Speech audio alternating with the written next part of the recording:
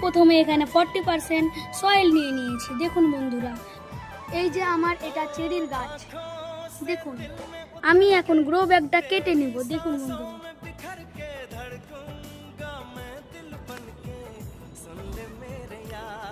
Grow ব্যাগটা সাবধানে কাটতে হবে যেন কোনো জ্বর না কাটে। দেখুন বন্ধুরা, আমি এই গ্রো ব্যাগটা কেটে নিয়েছি। সাবধানে কাটতে হবে, কোনো জ্বর যেন না ছিঁড়ে যায়। আমরা গর্ত করে নিব হালকা করে। দেখুন আমি চেরির গাছটা এখন এখানে রেখে দিব। দেখুন আমি এখানে আরো হালকা মাটি নিয়ে নিয়েছি, এখন দিয়ে দিব। দেখুন বন্ধুরা, দেখুন এইভাবে দিতে হবে। এবার আমি এখানে জল দিয়ে নিব। খুব বেশি দিলে জলটা হবে না, হালকা করে দিতে হবে। গাছটা এরকম করে ছিটিয়ে দিতে হবে।